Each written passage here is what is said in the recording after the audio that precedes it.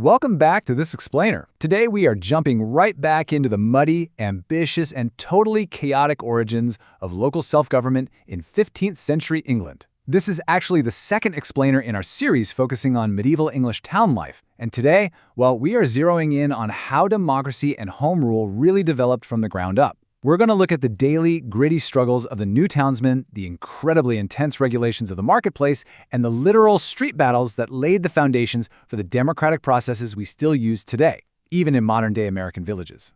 So where did the idea of local self-government actually begin? You might think our modern civic structures were born in pristine halls of philosophy, debated by scholars. But no, they were actually forged in the squalid, bustling, completely chaotic streets of medieval boroughs. When we look back at the origins of local governance, the reality is just far messier than the history books usually portray. The towns of the 15th century were these isolated, totally self-contained little worlds. If you joined a town's community, you had to renounce all your other allegiances. You were no longer under the cozy protection of feudal lords. Instead, you had to manage your own affairs, fight your own battles against outside powers, and basically figure out how to live together in incredibly close and often filthy quarters. I mean, just imagine a town like Hythe or Aylesbury. The public highways there were so unpaved and so dangerous that a traveling glover literally drowned in a massive clay pit right in the middle of the road. Seriously, according to the source material, an Aylesbury miller dug a pit 10 feet wide and 8 feet deep in the actual highway just to get clay for his mill.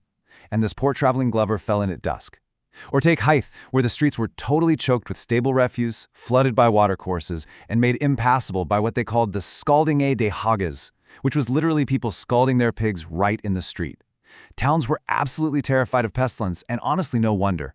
It was this absolute physical chaos that acted as the catalyst for creating local rules. People realized they desperately needed governance just to survive their own streets. Here is our agenda for this explainer. 1. The new middle class. 2. Regulating the town market. 3. The democratic ideal. 4. Rule of the oligarchs. 5. The battle for representation. And 6. DNA of local democracy. Section 1. The new middle class, social mobility, and polite manners. What's really fascinating here is how the townsfolk began elevating themselves. They started reading books of courtesy and funding their very own grammar schools. They quickly realized that money and manners were their golden tickets to a better life. Think about it. In the old feudal system, your status was completely fixed by birth. You were stuck. But in the 15th century town, this brand new aristocracy of energy and skills started to emerge. The burghers figured out that if they had the penny ready, they could actually rise in the world. So they started funding free grammar schools in places like Rotherham and Hull, just to teach their kids rhetoric, arithmetic, and grammar. They wrote and read these little songs and rhymes about how to carve meat, how to properly greet a friend, and how to behave so that when they left a room, people would say, "Ah, a gentleman was here." Section 2. Regulating the town market. Protecting the poor commons. Medieval towns were absolutely terrified of fraud. So they invented these strict regulations against practices like forestalling, which was basically their early version of modern antitrust laws. You have to remember, we're talking about a world where transporting goods was incredibly slow and difficult. A whole town could easily starve if just a few greedy merchants manipulated the food supply. Because of this, the moment a trader came anywhere near a town, he was watched like a hawk. He wasn't allowed to do business in secret. He had to sell openly in the market, and get this, only after the local townsfolk had first been served their daily needs of corn, malt, and butter. It was all about survival. And this right here brilliantly illustrates the intense level of micromanagement they had going on. A mayor in a town like Bristol wasn't just sitting behind a fancy desk all day, he was out there in the muddy streets. On Wednesdays and Saturdays, he literally walked to the brewers' houses to physically taste the ale himself. Daily, he checked the bakers to ensure their loaves met the strict assize of bread standards. And in the dead of winter, he was down by the waterside ensuring small bundles of wood were available for just a halfpenny so the poor wouldn't freeze to death. The mayor was officially sworn in as the authorized protector of the poor commons. Section 3. The democratic ideal, power to the people. At the very heart of town governance was this constant historical tug-of-war between the communitas, which was the whole community demanding unanimous consent, and the potentiores, the powerful magnates who actually controlled all the wealth. In theory, the early English borough was supposed to be this true, beautiful democratic society. The word communitas was an ancient title of dignity. Whenever a new law was passed, or a tax was levied, or a mayor was elected, it was officially supposed to be done with the assent and consent of the whole community.